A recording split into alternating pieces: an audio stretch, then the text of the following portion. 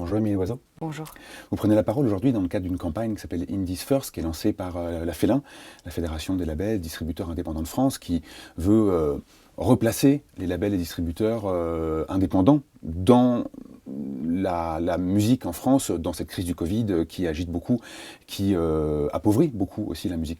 Pourquoi aujourd'hui prendre la parole pour les indépendants? Qu'est-ce que ça vous apporte, vous, le monde de la musique indépendante? En tant qu'amoureuse de la musique, ça m'apporte de la diversité. Et je pense que ça il va être très très important de veiller à prendre soin des labels indépendants, des producteurs indépendants dans leur ensemble, et également des plus fragiles, parce que c'est ce qui permet à un paysage culturel et musical d'avoir cette diversité si riche, d'avoir le paysage culturel qu'on a aujourd'hui.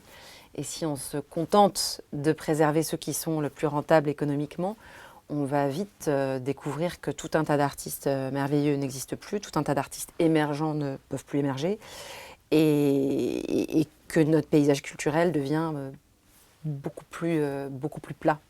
Et il faut savoir qu'on dépend énormément pour produire un disque en tant qu'artiste autoproducteur ou en tant qu'artiste défendu par un label indépendant.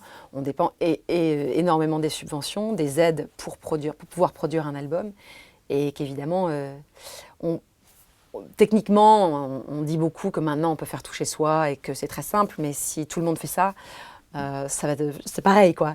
Ce qu'on va entendre va beaucoup finir par se ressembler. Donc il est important aussi d'avoir les moyens de travailler de manière vertueuse et sans péter un câble avec des moyens débordants, mais de pouvoir juste faire les choses avec finesse et intelligence, et d'avoir les moyens de le faire. Ouais. Pour un artiste comme moi qui décide d'être indépendant et autonome, on dépend de ces aides économiquement pour pouvoir produire un disque.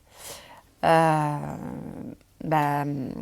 a été fortement mis en question du fait de la situation économique, de tout un tas d'autres raisons aussi plus complexes au niveau européen, etc., concernant la DAMI, etc. Mais ça a été, on sent qu'on est dans un endroit là où, j'ai pas envie de prononcer le mot d'effondrement, mais voilà, où les choses sont sur le point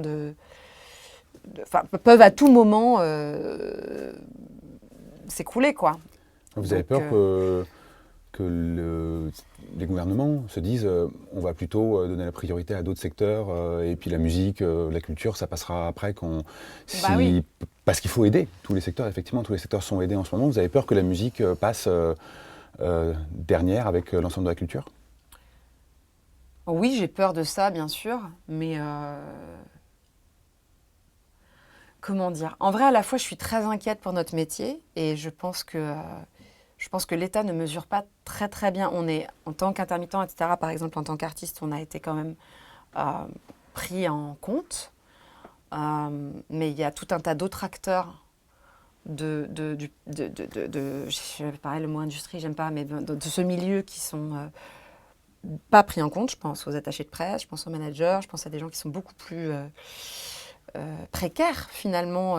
Nous, à la fois, on est précaires en tant qu'intermittent du spectacle, en tant qu'artiste, mais il y en a tout un tas d'autres qui sont même complètement invisibles, en fait, et dont on dépend, nous, en tant qu'artiste. Et en tant qu'artiste autonome et indépendant, etc., moi, en tant qu'autoproductrice, je ne peux pas faire tout toute seule, en fait. Donc, il y a des gens qui sont des gens de l'ombre qui nous permettent de faire tout ça.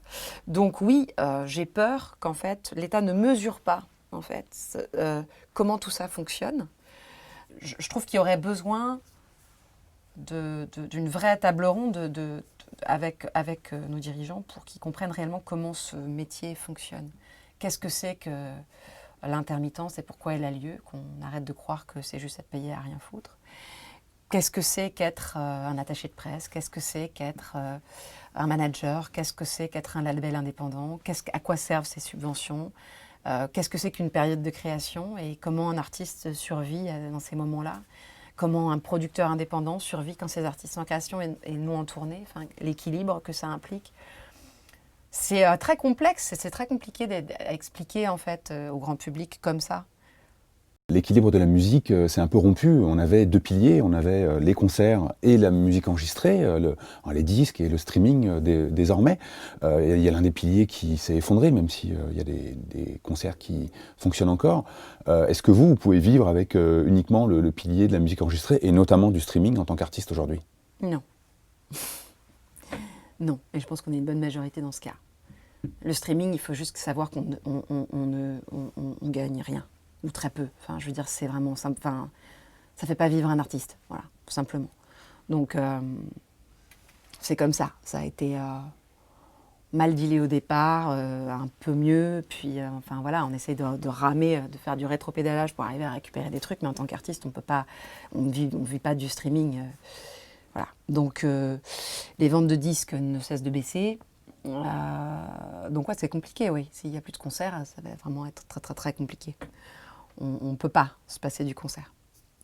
Et puis si on se passe du concert, ça veut dire que... Enfin, déjà, on ne peut pas tout court se passer du concert. Le concert, il est nécessaire à ce que la musique vive. On va pas réussir à...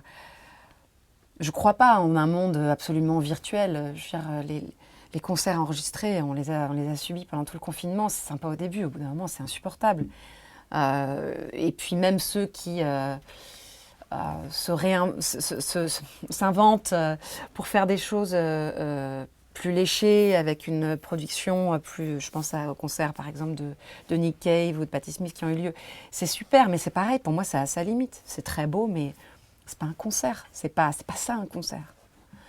Donc non seulement on ne peut pas économiquement, mais en plus c'est indispensable à ce qu'on continue, nous, d'avoir envie d'écrire et à ce que les gens continuent d'avoir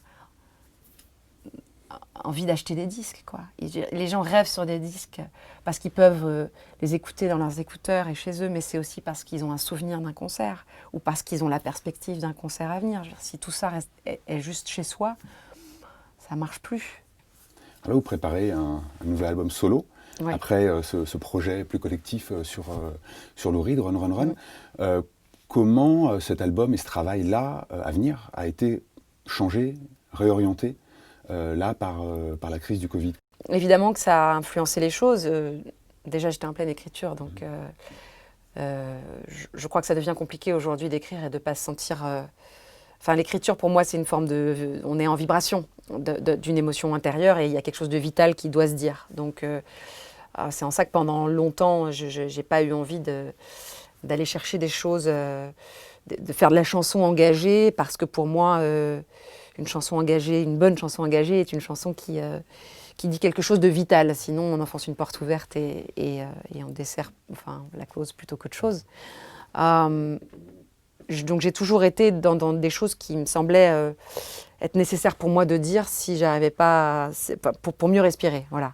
Aujourd'hui, je trouve que c'est de plus en plus compliqué de pouvoir parler juste d'un quant à soi et de ne pas être en vibration avec tout ce qui se passe autour de nous. Donc c'est vrai que plus ça va, plus moi personnellement, et je sens beaucoup aussi chez mes collègues, plus je sens que l'écriture est en vibration avec tout ce qui nous traverse. Et évidemment qu'un confinement et qu'un monde qui, d'un point de vue à la fois écologique, social, économique, sanitaire, devient aussi noir, aussi transformé en si peu de temps.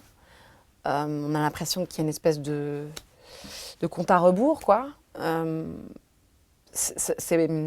Ça influence l'écriture, quoi. Ça c'est certain. Donc c'est un disque qui, je pense, va être empreint de ça. On a dû l'enregistrer.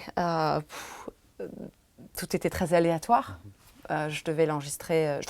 Je l'ai enregistré finalement avec John Parrish en Angleterre, ce qui était un projet merveilleux pour moi et j'avais une grande hâte de pouvoir aller dans mon pays de moitié, puisque je suis d'origine anglaise, pour la première fois enregistrer un disque et en plus avec lui. À Rockfield, un studio mythique. Bon, c'était un événement pour moi, pour mes musiciens. On était très, très en hâte de faire ça. Et par la force des choses, ça devait se faire cet été, au début d'été, quatorzaine. Est-ce que les frontières sont ouvertes? Devoir remplir des questionnaires, l'impression de rentrer dans un pays en dictature. C'est bizarre, quoi. Et finalement, ça a été déplacé fin août et jusqu'à ce qu'on arrive à la frontière avec des cargaisons de nourriture pour 15 jours parce que quatorzaine dans le studio et impossibilité de sortir ou presque. On ne savait pas si on n'allait pas retourner chez nous avec nos victuailles de bouffe pour 15 jours. Donc c'est bizarre, c'était un peu surréaliste comme enregistrement.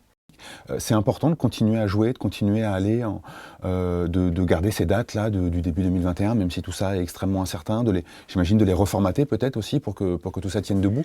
Comment vous travaillez? Est-ce que c'est important artistiquement et j'allais dire même humainement? Vous parliez du lien. C'est ça qui est important aujourd'hui? Bien sûr que c'est important. On ne peut pas survivre en tant qu'être humain sans être en contact avec les autres, sans pouvoir à un moment donné prendre une respiration et écouter de la musique ou regarder un spectacle ou entendre des mots ou sentir qu'on est en vibration avec d'autres, même à 1,50 m de distance. C'est vital pour nous, artistes, c'est vital d'un point de vue émotionnel et économique, mais pour les gens aussi. Moi, j'ai donné ce concert, Lou Reed, là, au 104. J'ai réalisé au moment des saluts, parce que comme n'étant pas en tournée, j'ai pas annulé de concert. Je m'étais pas dit, je fais mon premier concert depuis le début du confinement. Je m'étais pas dit ça. Je suis arrivée heureuse de rejouer ce spectacle, de célébrer la sortie de ce disque. Et d'un seul coup, j'ai pris conscience à quel point ça fait longtemps que j'avais pas vécu ce moment-là. Et j'ai senti dans le regard de chacun, en plus on est tous très proches, même si les distances sont bien gardées, parce que c'est un concert immersif, on est au cœur d'une salle avec les gens assis au sol. Le son nous englobe, donc il y a quelque chose de très intime et on est tous dans le même espace, vraiment, on le sent très fort. Et le regard des gens c'était un mélange de détresse, d'émotion et de joie, en fait. Et c'est vital, donc et bien sûr qu'il faut que ça continue. On ne peut pas réinventer les choses, on peut juste réfléchir peut-être à les faire à une échelle qui soit viable. Et à trouver un équilibre économique dans tout ça qui permette aux salles de rouvrir, aux gens de venir au concert, aux artistes de s'exprimer. Et nous, par exemple, ce spectacle Lou Reed où il n'y a pas plus de 200 personnes, ça a toujours été comme ça, parce qu'en fait, quand tu mets les gens autour de toi assis en rond, il y a un moment où et qu'il faut pas qu'ils t'entendent et qu'il y a des petits écrans où il faut voir des choses et des projections. Si les gens sont à des kilomètres, ça marche pas. On voulait le faire que comme ça. On a lâché un peu, on l'a fait en frontal de temps en temps. Frontal, je veux dire, c'est-à-dire nous sur scène, les gens devant et les enceintes qui se projettent vers eux, et non pas tous dans le même espace, au sol, avec des enceintes qui nous englobent. D'un point de vue économique, on nous disait il faut accepter du frontal parce que tu comprends, ça ne fait pas rentrer assez de monde. Et on entendait ça, donc on a un peu lâché, mais en même temps, on voulait défendre ce truc. Puis là, d'un seul coup, il y a des SMAC qui ont du mal à rouvrir les salles en jauge debout, je veux dire, parce que ce n'est pas possible. Et donc, ils sont contents d'avoir un spectacle qui puisse d'un seul coup être compatible avec cette situation. On dit Covid-friendly, c'est horrible. J'ai envie de dire compatible avec cette situation. Et je me dis, c'est pas qu'il faut en tirer une leçon, c'est que peut-être que cette manière de faire les choses, plus artisanale et plus locale et plus tranquille, peut faire exister des choses merveilleuses et va nous permettre aussi d'être créatifs.